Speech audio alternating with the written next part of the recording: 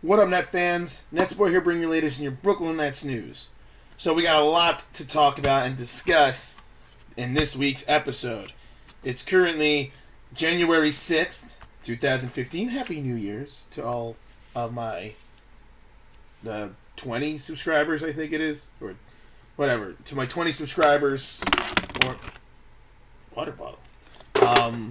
And slash my 15 to 20 viewers. Like I said, lots to discuss in today's episode. But before we go and discuss about what happened the last few games for the Nets, I'd like to take a nice shout out to, once again, my alma mater, Seton Hall University, for being incredibly awesome this past week, upsetting number 15 St. John's. And then, even better, upsetting number 6, Villanova, to give the Wildcats their first loss.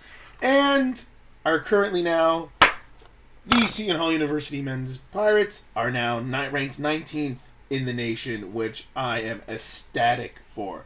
I also do want to give a shout out to the Seton Hall women's team, who was ranked, I believe, 24th or 23rd. They did just lose to St. John's, so they got knocked out of the rankings, but they're also having a great year too. So basketball-wise, for Seton Hall, it's really awesome, and if you remember from my previous videos, I am a Seton Hall alum, and I'm very passionate about their basketball, almost as much as I am about the Nets. Maybe even more, I don't know. They're like same level.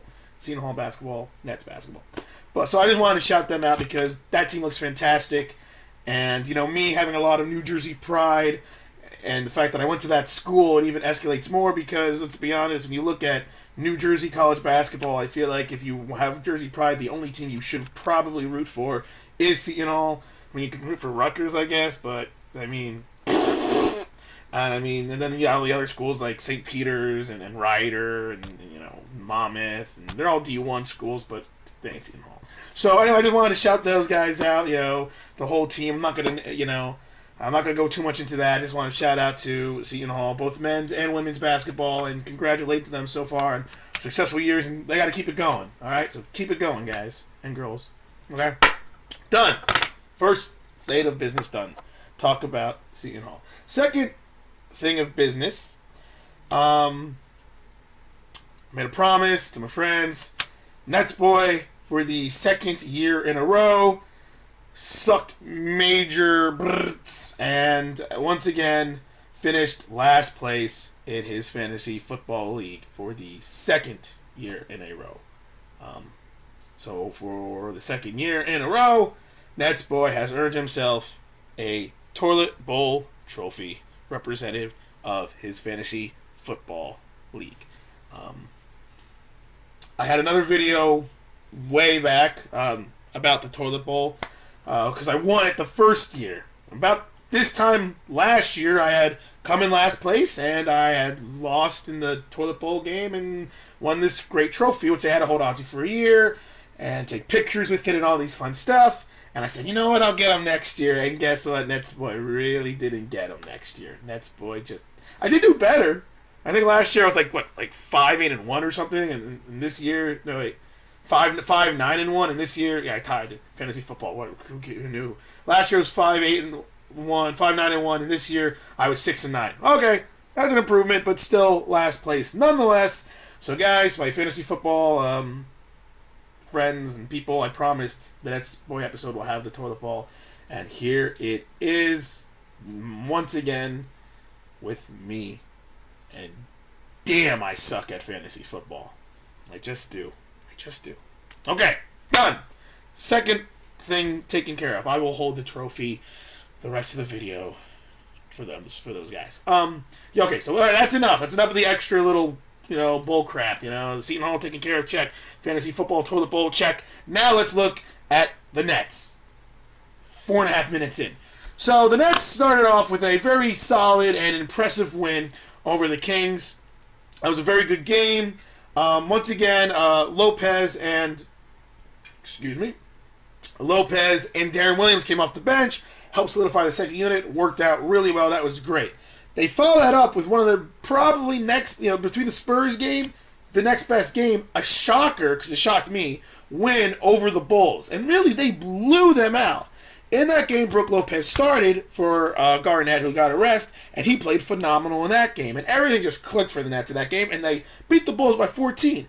That was a great win.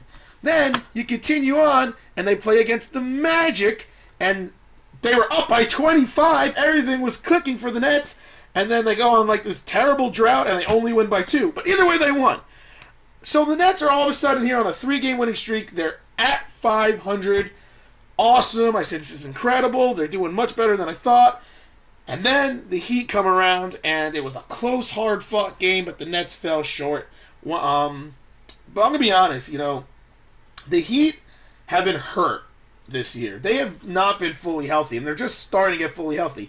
Yes, they're 15-20, but they're a better team than 15-20. So the loss to the Heat, I'm kind of like, okay, whatever. That team has really been struggling, but they're better than their record. But personally, I also think the Nets are better than their record. So they lose that game, and then brings me to the Dallas Mavericks game, which just happened. Nets looked very sharp in that game, and to start it off, Lopez started again, and Brook Lopez just went off in that game. He had 18 points in the first quarter, 6 rebounds in the first quarter, ended up having a double-double at the half with 10 rebounds. You know how much I love it when Brook Lopez gets rebounds. It's so rare. And then he actually ended up with 22 points and 13 rebounds and 4 blocks. However, the Nets could not prevail, and they ended up losing in overtime to the Mavericks. Look, Mavericks are the Mavericks. They're playing phenomenal. The fact that the Nets are in that game, I was, happy with. I wish the Nets could have pulled off one of those wins against either the Heat or the Mavericks, but they did not. So the Nets are now back to being 2 games under 500 after they got to the 500 mark. I'm still not too worried, but I think we are kind of starting to see more of the true nature of this Nets team. This is a team that on some nights are going to destroy anybody who they play. And then there's some nights they're going to play like a toilet and play like crap. See, in the toilet, crap, so you get it? And they're going to lose. And, the biggest thing that, to me, that separates the good teams from the great teams, really in any sport, is consistency. You've got to be consistent. If you're not consistent, you will not be a great team. And that's what the Nets are. They're an inconsistent team. They can, when things click for them, when Lopez plays well, Williams plays well, Johnson, Teletovic, Jared Jack, Plumlee, they can beat anybody. But if they can't play all consistently, the team struggles, and that is their problem. They've got to be able to at least establish a consistency, at least in one aspect of the game.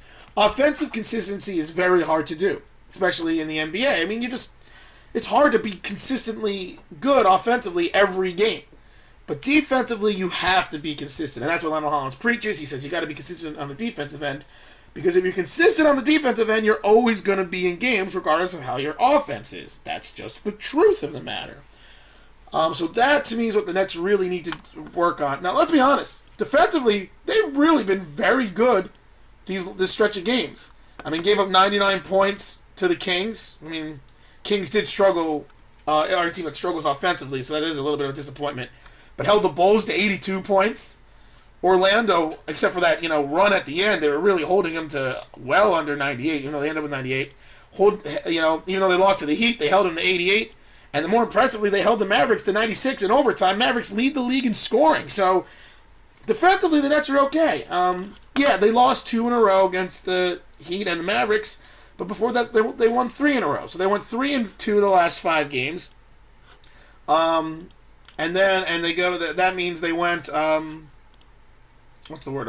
They went, I believe. 10 and. They went 6-4 their last 10 games. You know what? I'm okay. I'm okay with that. I've said it before. If they can win 2 out of 3 games and 3 out of 4 games the rest of the way, which I still think they can do, I feel like they'll be okay. They'll end up being around a 46, 45, 46-ish win team.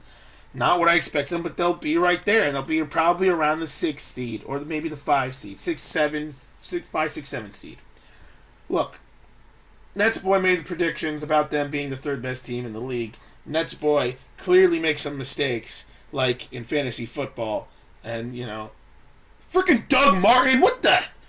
Never mind. So I just remembered some of... My draft was terrible, fantasy football-wise. I mean, took Doug Martin, 4th round, and Doug Martin was a disaster. NetsBoy. Took Calvin Johnson as my 1st-round pick. Guy he was fine, but he got hurt all the time. Damn, my team was terrible. Damn it. Anyway, sorry.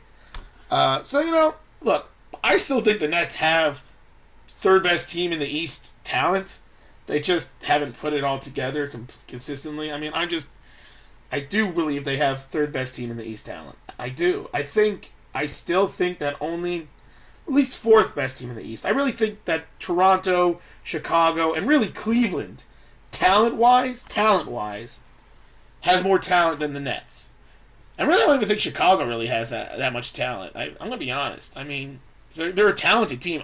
Obviously, all the teams that are in the playoffs have talent, and every team has talent. It's just, I don't really think the Bulls are that talented of a team. They're a great defensive team, and that's how they win games, but I feel like if you compare it to like the talent level of the Nets, the talent level of the Raptors, even the talent level of the Wizards, especially the talent level of the Cavaliers, who have been really struggling of late, but so I personally believe that there's only really 3, maybe 4 teams that are truthfully better than the Nets in the Eastern Conference. The Bulls, Raptors, and Cavaliers, I would say all are better, and I put the Wizards right there as well too. I don't buy into the Hawks. I'm going to be straight up honest. I know they have the best record in the Eastern Conference. They're 26-8, and they've been playing phenomenally. And if you remember, they did the same thing last year before Al Horford got hurt. I'm not buying them. I can't. I look at their team. I know Jeff Teague is a great player, is really taking his game to the next level, and Paul Millsap is good, and Al Horford's good, and Kyle Korver is good, but, I don't get it. I know that they blew the Nets out when they played the Nets, but I'm just not buying into the Hawks yet. Sorry. I can see the Hawks going, 2-6 in their next 8 games and slide down. I just don't buy it. Okay? I'm going to be honest. NetsBoy does not buy the Hawks. At least not now. I don't. Are they a playoff team? Absolutely. Are they a good team? Yes. Are they the best team in the East? No. I definitely think the Raptors, the Bulls, the Wizards, and the Cavaliers are all better than the Hawks. Are the Hawks better than the Nets? I can see it.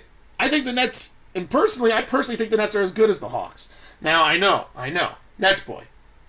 The Nets are 2 games under 500. They have not shown that they're better than these teams. They have been playing like the 7th best team in the East, which is what they are. I'm telling you, the way this team's playing, I can see them getting the next steps going. I can see them figuring things out. I'm telling you, they're gonna go on a nice, decent run, and they're gonna be fine. Will players be traded? Who knows? But for now, I said they're gonna be fine, and I do believe it.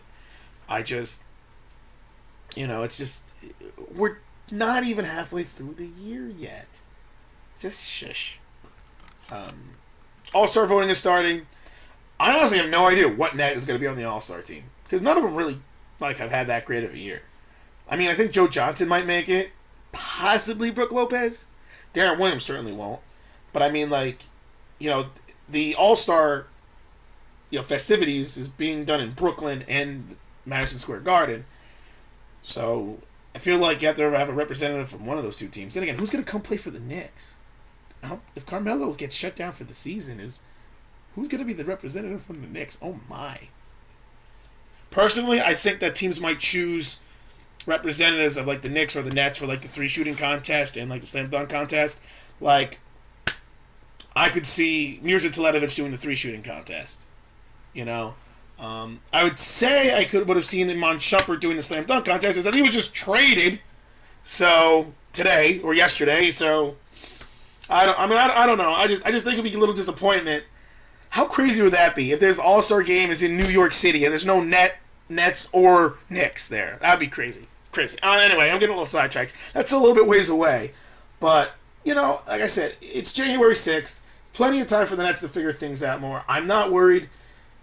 I'm looking at the standings. I think the Nets will figure this out and they'll go on a decent run. And look, like I said, they won 6 of their last 10. And you know what? They're beating the teams they're supposed to. Other than the game against the Heat, which I said the Heat are a much better team than the way they've been playing, they've beaten the teams that are worse than them. And they had a couple wins that they beat the Bulls, which are a team that's better than them. They just have to continue to do that. You've got to just beat the teams you're better than. And coming up, they got a 3-game stretch against teams that they're better than. Next 3 games, they got the Celtics. They got the Celtics on Wednesday. They got to win that game. They're better than them. They got to win that game. They got the 76ers after that. They're much better than the 76ers. Still, the 76ers beat the Cavs. Like, oh my God. I know LeBron was out, and I think Kyrie Irving was out too, but still, the 76ers. You got to win that game. Then they got the Pistons. You got to win that game. Look, these are the games the Nets need to win. They cannot afford to lose to teams that they're better than. Simple as that. And I don't think anyone will disagree that the Nets are better than the Celtics, 76ers, and the Pistons. Because they are. They're better than those guys. So you've got to win those games. Because if the Nets win those 3 games, they'll be over 500. They'll be 1 game over 500. Then things get very tough for the Nets. They got the Rockets, then the Grizzlies, which I will be at that game, January 14th. If you have tickets to a January 14th Grizzlies versus Nets game, and you go there and look for me. I will not be wearing sunglasses, but I'll probably be wearing my Brook Lopez jersey and hat. But I will be at that game because Vince Carter will be back there, and you know me and Vince Carter, I like him.